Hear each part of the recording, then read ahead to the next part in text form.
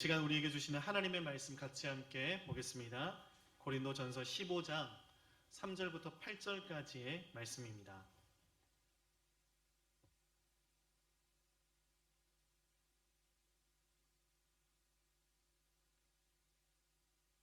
고린도전서 15장 3절부터 8절까지의 말씀을 저와 여러분이 한 절씩 교독하고 마지막 절은 함께 읽겠습니다.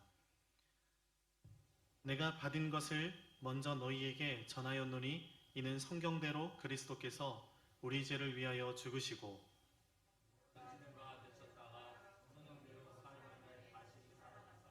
게바에게 보이시고 후에 12 제자에게와 그 후에 500여 형제에게 일시에 보이셨나니 그 중에 지금까지 대다수는 살아있고 어떤 사람은 잠들었으며 그 후에 야고보에게 보이셨으며 그 후에 모든 사도에게와 마지막 절 함께 읽겠습니다. 맨 나중에 만삭되지 못하여 난 자 같은 내게도 보이셨느니라. 아멘. 오늘 부활주일입니다. 그래서 이 시간에 같이 함께 옆에 있는 분들과 이렇게 인사 나누시면 좋겠습니다. 우리 주님 부활하셨습니다. 시작. 아멘. 오늘 우리는 부활절 주일 예배 가운데 나왔습니다. 간절히 바라고 소망하는 것은 부활하신 주님께서 이 시간 우리 예배 가운데 임재해 주셔서 슬픔 대신에 기쁨으로 또 절망 대신에 소망으로 채워주시기를 주님의 이름으로 간절히 축복합니다. 이 시간에는 우리가 읽은 본문 말씀 중심으로 예수님의 부활이 우리에게 주는 의미라는 제목으로 주님의 은혜 함께 나누겠습니다. 여러분, 우리가 신앙생활을 할 때 그것은 교회를 다니고 예배를 드리고 봉사를 하고 전도를 하는 것만을 의미하는 것이 아니라 우리의 전인격적인 삶을 통틀어서 우리의 모든 삶이 신앙생활인 것을 말하는 것인데요. 우리가 이 신앙생활을 할 때에 한 가지 쉽게 간과하는 것 중에 하나가 부활 신앙인 것을 보게 됩니다.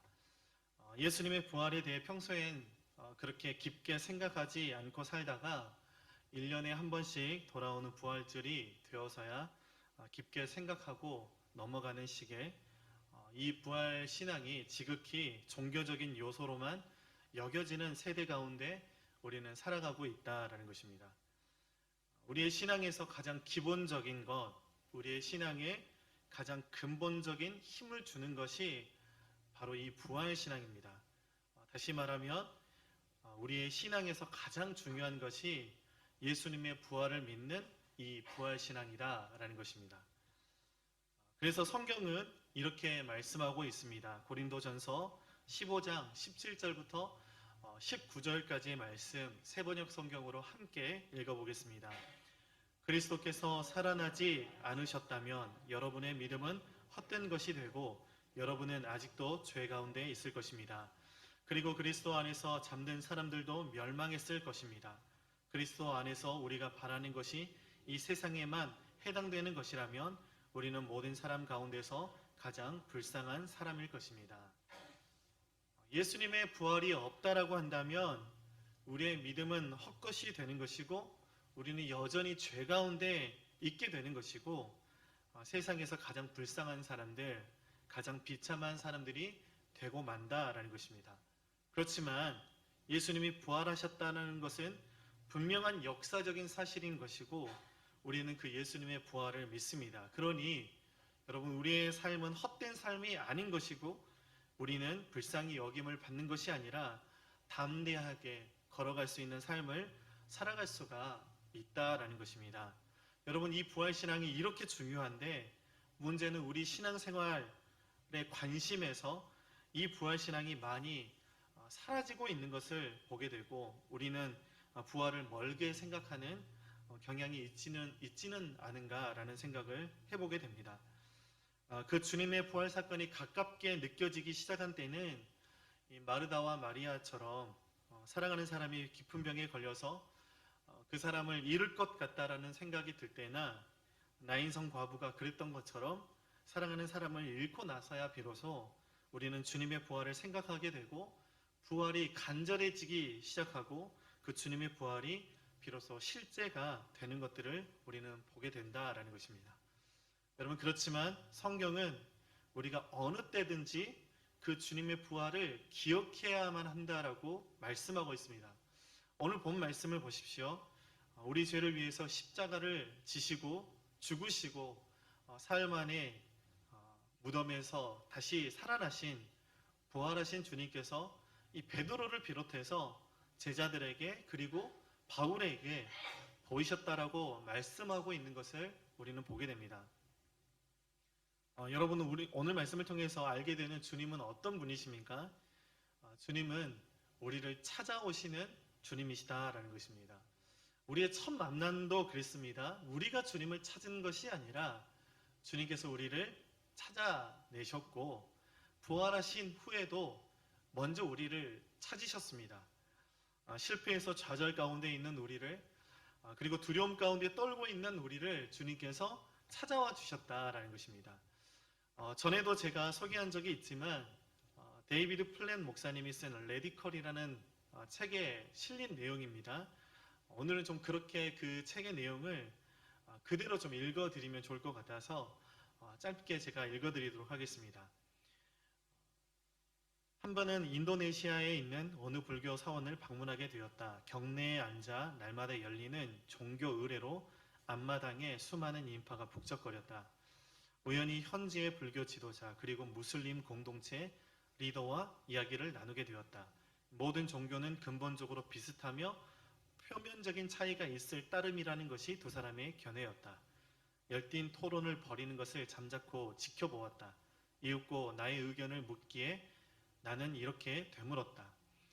두 분은 산 꼭대기에 계시는 하나님 또는 신을 염두에 두고 있는 듯합니다. 우리는 모두 산 기슭에 있고요. 제가 이쪽 길을 통해 정상에 오르고 있다면 여러분은 다른 루트를 타고 있어서 언젠가는 다 만나게 될 것이라는 말씀이죠. 두 사람은 환하게 웃으며 맞장구를 쳤다. 바로 그겁니다. 잘 아시네요. 나는 정색을 하고 그들에게 되물었다. 한 가지 질문이 있습니다. 산 꼭대기에 계시던 하나님이 지금 이곳까지 내려오셨다면 어떨 것 같습니까? 인간들이 저마다 길을 찾아 그분께 다가오길 기다리지 않고 직접 한 사람 한 사람을 찾아오셨다면 어떻게 될까요?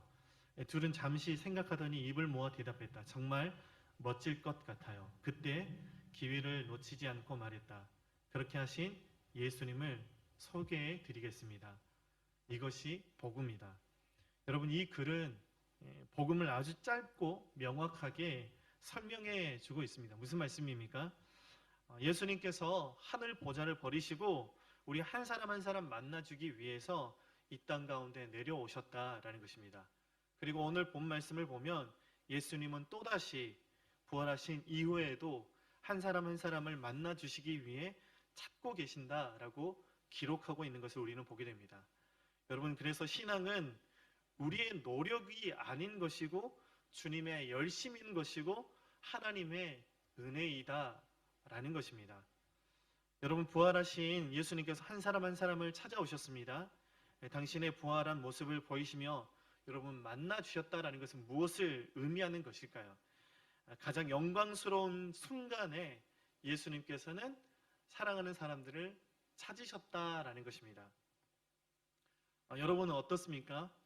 영광스러운 순간에 누구를 찾고 계십니까? 가장 사랑하는 사람을 찾지 않겠습니까? 여러분 혹시 권투 선수 홍수환 선수 아시는 분들 계실 수도 있을 것 같습니다. 1974년에 WBA 벤턴급 타이틀전에서 아놀드 테일러를 상대로 15회 판정승 거두고 챔피언에 등극했던 우리나라 선수입니다. 한국을 열광의 도가니로 만들었던 선수입니다. 경기 직후에 홍수환 선수가 했던 말이 정말 유명합니다. 계속해서 TV에도 자주 등장하는 짤방이기도 합니다. 경기 직후에 엄마하고 통화를 하게 해준 거예요. 그래서 그 어머니에게 이렇게 홍수환 선수가 말했습니다. 우리 친구들도 이 자리에 있는데 아마 들어봤을 거예요. 이렇게 이야기했습니다. 엄마, 나 챔피언 먹었어. 한 번쯤 들어왔을 수도 있을 것 같습니다. 이 말이 정말 유명하죠. 무슨 말씀이냐 하면 가장 자신의 영광스러운 순간에 자신이 가장 사랑하는 어머니를 떠올렸다라는 것입니다. 여러분, 기억하십시오. 부활하신 그 주님이 영광을 얻으신 이후에 주님께서 떠올리셨던 한 사람 한 사람이 바로 옆에 계신 우리 형제 자매들이다, 우리 자녀들이다라는 것입니다. 영광스러운 그 순간에 우리 한 사람 한 사람을 주님께서는 떠올리셨다라는 것입니다. 그토록 주님께서는 우리를 사랑하시는 분이시고 우리를 늘 잊지 못하시는 분이시다라는 것입니다. 그러면 여러분, 오늘 본문을 통해서 말씀하고 있는 부활하신 주님께서 보이신 그 부활이 우리에게 주는 의미는 무엇일까요? 우리가 붙잡아야 할 여러분 부활 신앙은 무엇일까요? 우리가 잊지 말고 항상 기억해야 할 여러분 이 부활 신앙은 무엇일까요? 오늘 본 말씀을 중심으로 세 가지만 함께 나누기를 원합니다. 부활하신 주님께서 보이신 그 부활의 첫 번째 의미는 실패를 딛고 일어서게 하는 능력이 된다라는 것입니다. 오늘 본문 고린도전서 15장 5절 말씀입니다. 새번역 성경으로 같이 함께 읽어보겠습니다. 시작. 게바에게 나타나시고 다음에 12 제자에게 나타나셨다고 하는 것입니다. 아멘. 주님은 부활하시고 베드로에게 가장 먼저 보이셨다라고 말씀하고 있습니다. 사복음서를 보면 부활하신 주님이 베드로를 찾아다니시는 모습이 고스란히 기록되어 있는 것을 우리는 보게 됩니다. 왜냐하면 다른 사람은 몰라도 다른 사람은 예수님 다 버려도 나는 그렇지 않을 것입니다. 나는 의리 빼면 시체인 사람입니다. 라고 호언장담했던 베드로가 아니 원어 성경을 보면 너도 나를 버릴 거야 라고 말씀하시는 그 주님께 이 화를 내면서 대꾸했던 베드로가 예수님 잡히실 때 그 예수님을 부인했을 뿐만 아니라 저주까지 일삼았던 자신을 도저히 용납할 수가 없어서 자신을 용서할 수가 없어서 주님의 부활을 경험했음에도 불구하고 한없이 초라해지는 자신의 몸을 이끌고 나는 물고기나 잡으러 가야 되겠다라고 옛 모습으로 돌아가 버리고 말았기 때문입니다. 요한복음 21장 1절부터 3절 말씀은 이렇게 기록하고 있습니다. 우리 같이 함께 읽어보겠습니다. 시작. 그 뒤에 예수께서 디베랴 바다에서 다시 제자들에게 자기를 나타내셨는데 그가 나타나신 경위는 이러하다. 시몬 베드로와 쌍둥이라고 불리는 도마와 갈릴리 가나 사람 나다나엘과 세베대의 아들들과 제자들 가운데서 다른 두 사람이 한자리에 있었다. 시몬 베드로가 그들에게 말하기를 나는 고기를 잡으러 가겠소 하니 그들이 우리도 함께 가겠소 하고 말하였다. 그들은 나가서 배를 탔다. 그러나 그날 밤에는 고기를 한 마리도 잡지 못하였다. 여러분 무슨 말씀입니까? 베드로가 자신의 실패를 경험하고 다시금 옛 모습으로 돌아가 버렸다라고 말씀하고 있는 것입니다. 예수님을 부인하지 않겠다고 했던, 예수님을 절대로 버리지 않겠다고 했던 자신이었는데 예수님을 부인해버리고 저주한 것이 그런 스스로가 용서가 안 되는 것입니다. 그 실패의 좌절감으로 인해서 다시 본연의 자리로 돌아가 버렸다라는 것입니다. 주님께서 십자가에 못 박혀 돌아가셨을 때 모든 사람들이 한결같이 예수님이 실패했다고 생각했습니다. 예수님을 향해서 실패자라고 조롱했습니다. 무기력하게 아무런 힘도 없이 십자가에 못 박혀 죽으신 예수님을 볼 때 아마도 베드로가 보기에도 그렇게 보였을 것입니다. 그렇지만 주님은 그 실패를 딛고 부활하셔서 베드로를 먼저 찾으셨다라는 것입니다. 그리고 그렇게 말씀하셨을 것입니다. 괜찮아. 다시 나와 함께 일어나 가자라고 말씀하셨을 것입니다. 부활하신 주님은 베드로에게 다시 용기를 주시고 다시 기회를 주시고 다시 일으켜 주셨습니다. 예수님께서 실패를 딛고 일어서는 모습을 베드로에게 보여주면서 너도 할 수 있어. 같이 함께 일어서는 거야. 주님께서 말씀하셨다라는 것입니다. 여러분 그리고 그 부활 신앙을 붙들게 되면서 베드로는 비로소 주님께서 주셨던 그 비전을 이뤄가게 되는 것을 우리는 보게 됩니다. 베드로가 부활 신앙을 붙들었을 때 사람을 낚는 어부가 된 것이고 교회를 세워가는 반석이 되었습니다. 여러분, 부활신앙은 이렇게 실패를 딛고 일어서게 하는 능력이 된다라는 것입니다. 부활하신 주님께서 보이신 이 부활의 두 번째 의미는 두려움을 이기게 하는 능력, 다시 말하면 죽음을 이기는 능력이 된다라는 것입니다. 오늘 본문 고린도전서 15장 5절부터 7절 말씀입니다.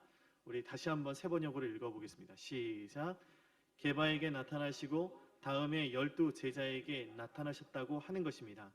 그 후에 그리스도께서는 한 번에 500명이 넘는 형제 자매들에게 나타나셨는데 그 가운데 더러는 세상을 떠났지만 대다수는 지금도 살아 있습니다.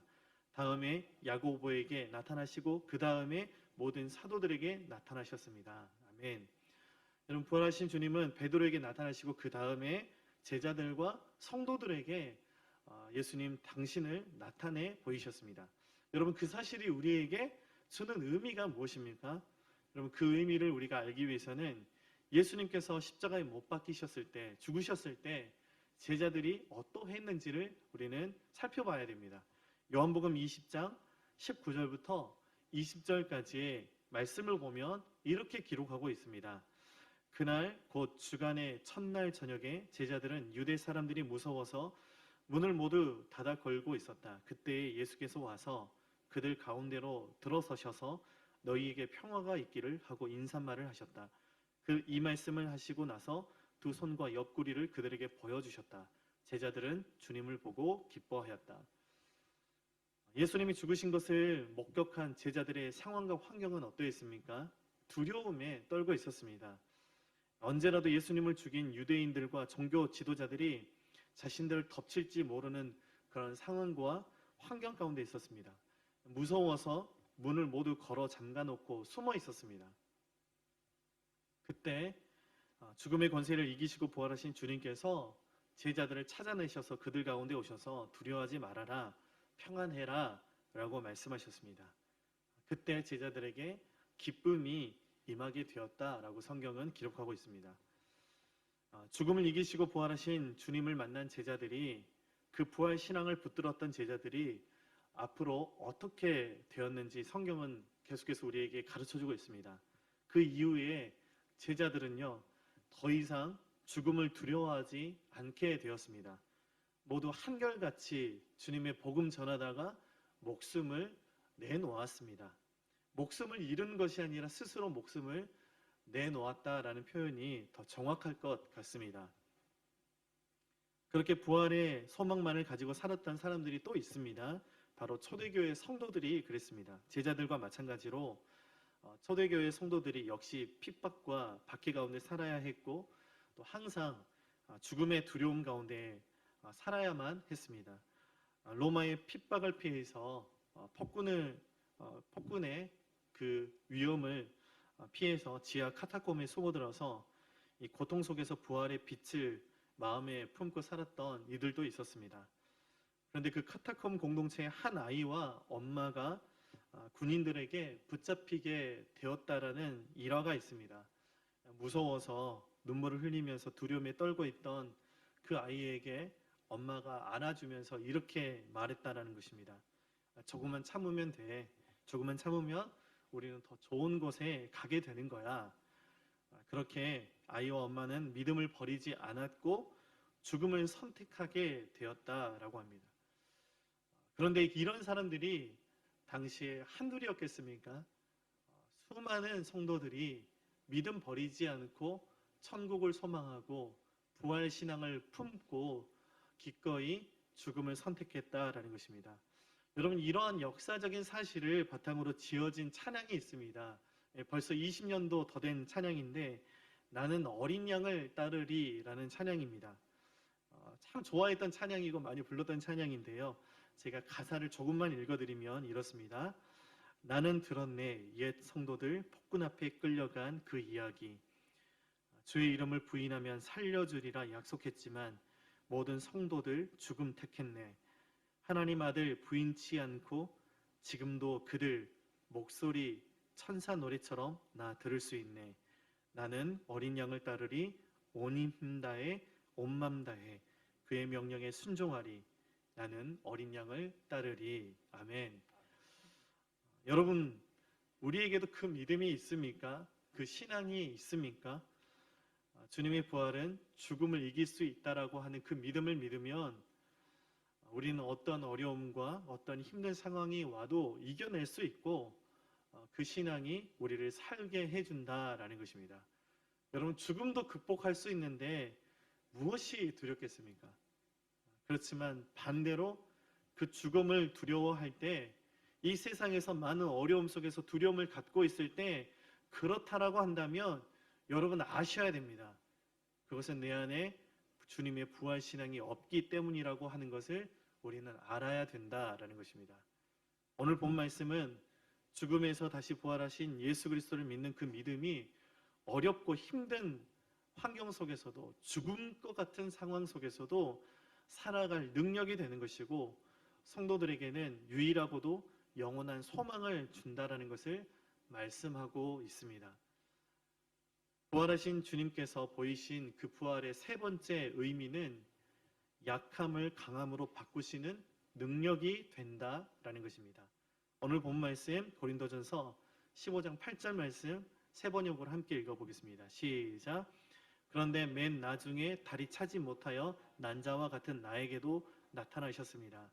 누구 이야기하는 것입니까? 바로 사도 바울 자신을 이야기하는 것입니다. 부활하신 주님께서 마지막으로 사도 바울에게 당신을 나타나 보이셨다라는 것입니다. 사도 바울이 어떤 사람인지 우리 주일학교 친구들도 잘 알고 있을 것입니다. 예수님의 부활을 믿는 자들을 핍박했던 사람이었습니다. 예수님의 부활을 증거하는 자들을 잡아 죽이는 것을 아주 당연한 것으로 여기던 사람이었습니다. 그렇게 그런 바울을 주님께서 만나 주신 것입니다. 부활하신 예수님께서 바울을 찾아와 주시고 만나 주신 사건에 대해서 성경은 이렇게 기록하고 있는데요. 사도행전 9장 1절부터 5절까지의 말씀입니다. 제가 읽겠습니다. 사울은 여전히 주님의 제자들을 위협하면서 살기를 띠고 있었다. 그는 대제사장에게 가서 다마스쿠스에 있는 여러 회당으로 보내는 편지를 써달라고 하였다. 그는 그 도를 믿는 사람은 남자나 여자나 가리지 않고 닥치는 대로 묶어서 예루살렘으로 끌고 오려는 것이었다. 사울이 길을 가다가 다마스쿠스 가까이에 이르렀을 때에 갑자기 하늘에서 환한 빛이 그를 둘러 비추었다. 그는 땅에 엎어졌다. 그리고 그는 사울아 사울아 내가 왜 나를 핍박하느냐 하는 음성을 들었다. 그래서 그가 주님 누구십니까? 하고 물으니 나는 내가 핍박하는 예수다. 아멘. 예수님을 핍박했던 것, 예수님을 믿는 사람들을 받겠던 것, 그것이 평생 바울을 괴롭혔습니다. 부활하신 예수님을 만난 후에, 예수님을 인격적으로 만난 후에 회심했지만, 다른 사도들보다 더 수고했지만 그래도 많은 사람들이 바울을 인정하지 않았습니다. 진짜 바울이 회심한 것인지 의심했습니다. 복음을 전하고 교회도 여럿 세웠지만 그래도 많은 사람들로부터 사도권을 인정받지 못했습니다. 여러분, 그뿐만이 아니죠. 육체의 가시가 평생 사도 바울을 괴롭혔습니다. 자신의 손수건이나 앞치마를 가져다가 병든 사람에게 얹으면 병이 낫고 마귀도 떠나가는데 자신에게 있던 질병은 도저히 고칠 수가 없었습니다. 몇 번이고 하나님께 금식이라도 하면서 낫게 해주십시오, 고쳐주십시오 기도했지만 하나님으로부터 외면당하는 것처럼 느껴졌습니다. 육체의 약함을 가지고 있어서 이렇게 표현하고 있습니다. 자신을 달을 채우지 못하고 태어난 여리고 여린 자신이다 라고 그렇게 표현하고 있습니다. 부활하신 예수님이 그런 약한 바울에게 나타나셨다라는 것입니다.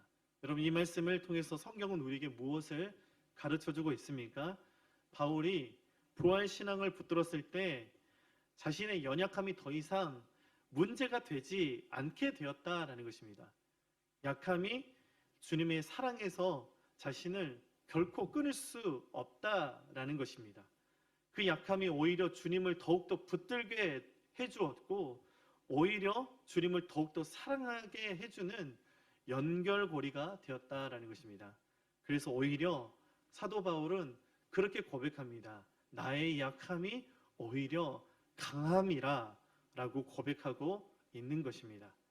여러분, 그 부활 신앙이 있으면 사람들이 자신을 인정 안 해줘도 더 이상 사람들을 의지하지 않게 되는 것이고, 주님을 더욱더 의지하게 만들어주는 것이고, 내 신앙, 내 믿음이 더욱더 견고하게 해주는 것이고, 사람을 바라보지 않고 주님을 더욱더 바라보게 해주는 것이 되고, 자신의 능력이 아니라, 자신의 자격이 아니라 모든 것이 주님의 은혜임을 알게 해주는 능력이 된다라는 것입니다. 여러분, 반대로 말하면 사람들을 바라보고 계십니까?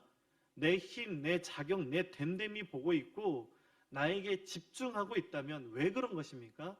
내 안에 부활신앙이 없기 때문이다 라는 것입니다. 간절히 바라는 것은 여러분, 이 말씀 앞에 정직하게 섰으면 좋겠습니다. 이 말씀에 부딪힐 수 있는 저와 여러분들이 되기를 바랍니다. 내 안에 부활신앙이 있는가? 우리는 스스로 부활절 주일에 나를 점검해야 한다라는 것입니다. 말씀 맺으면서 여러분, 이렇게 부활하신 예수님을 만난 사람들, 그들의 모든 삶이 바뀌었던 것을 우리는 보게 됩니다. 실패도 두렵고 죽음도 두렵고 연약함으로 주눅들어 있던 이들을 송두리째 바꿔놓았습니다. 세상이 감당할 수 없는 사람들이라고 일컬음을 받을 정도로 사람들이 변해버렸습니다. 여러분, 우리 친구들도 이 자리에 있는데 평생을 살아갈 때 예수님께서 부활하셨다라는 이 신앙 붙들 수 있는 우리 친구들 꼭 되었으면 좋겠습니다. 그 부활 신앙이 우리의 친구들의 삶을 붙들어 줄 거예요.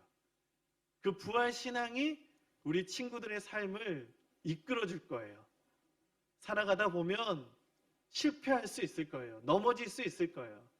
그런데 예수님께서 부활하셨다라는 이 믿음을 우리 친구들이 가지면 평생토록 어떠한 실패가 있어도 결코 다시 일어서게 만드는 힘을 주님께서 우리 친구들에게 주실 거예요. 오늘 세대통합 예배라고 우리 교회학교 예배 드리지 않고 일부 예배에 나와서 이렇게 목사님한테 혼나는 우리 친구들인데 평생 그 말씀 붙들었으면 좋겠어요. 예수님 부활하셨어요. 우리 친구들이 입술로 옆에 앉아있는 우리 부모님들한테 그렇게 고백해 주세요. 엄마, 아빠, 우리 주님 부활하셨대. 시작. 안 따라할 줄 알았어요. 목사님은 엄청 고집이 센 사람이에요. 할 때까지 할 거야. 자, 다시 한번 옆에 있는 우리 부모님들 바라보면서 엄마, 아빠, 우리 주님 부활하셨대. 시작. 예, 한 친구가 안 했어요. 한 친구가. 한 번 더 우리 부모님한테 엄마, 아빠, 우리 주님 부활하셨대. 시작. 여러분이 지금 자신 없어가지고 목사님이 시키니까 이렇게 억지로 할 수도 있겠지만 여러분 정말이에요. 이 신앙 붙들으면 평생 여러분 인생이 망하는 법이 없어요. 주님께서 우리 친구들 꼭 붙들어 주실 줄 믿습니다. 여러분, 이 부활신앙 우리가 가져야 됩니다. 주님의 부활이 더 이상 역사가 아니라 우리에게 실제가 되어져야 됩니다. 그러면 그 부활신앙이 베드로를, 제자들을, 바울을 바꾼 것처럼 똑같이 우리도 바꿀 것입니다. 우리를 일으킬 것이고 우리를 새롭게 할 것이고 우리를 살게 하는 능력이 되는 것입니다. 그래서 이 시간 함께 찬양하기를 원합니다. 약할 때 강함 대신에 라는 찬양인데요. 이 찬양은 우리가 약할 때 주님이 우리에게 강하게 해주신다라는 찬양이 아닙니다. 바울처럼 나는 비록 약하지만 그것이 오히려 나에게 강함이 된다라는 믿음의 고백인 것입니다. 이 찬양 주님께 드릴 때 쓰러진 우리를 세우시고 우리의 빈잔을 채워주시는 하나님의 은혜에 이 시간 허락해 주실 줄 믿습니다.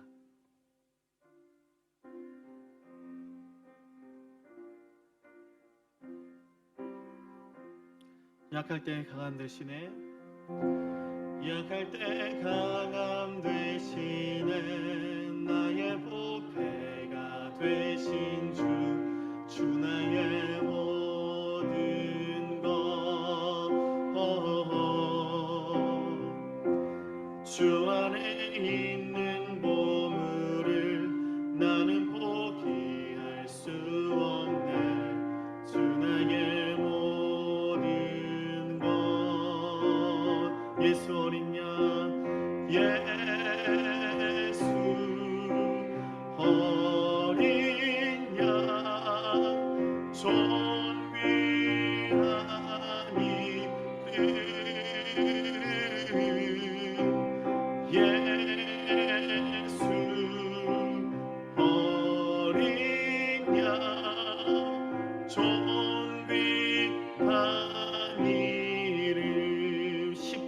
죄사하셨네. 십자가 죄사하셨네. 주님의 이름 찬양해. 주 나의 목 쓰러진 나를 세울 것입니다. 할렐루야. 쓰러진 나를 세우고 나의 빈잔을 채우네. 주 나의 모든 것 예수 어린 양 존귀한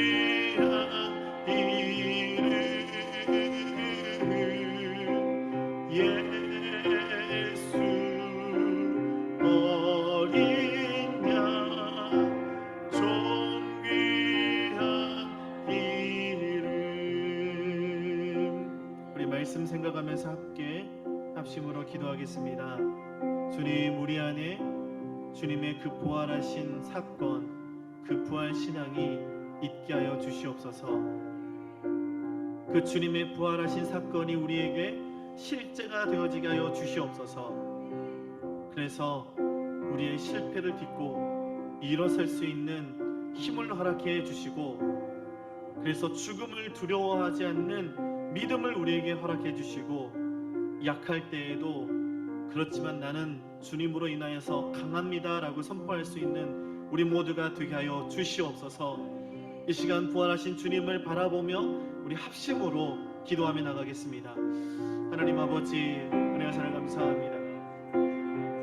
주님의 부활하신 사건이 주님 우리에게 실제가 되어지기를 원합니다. 1년에 한 번만 되새기는 시간이 아니라 평생을 살아갈 때 매일의 삶 속에서 주님이 부활하셨음을 붙들고 살아갈 수 있는 우리 모두가 될 수 있도록, 우리의 자녀들이 될 수 있도록 주님 인도하여 주시옵소서.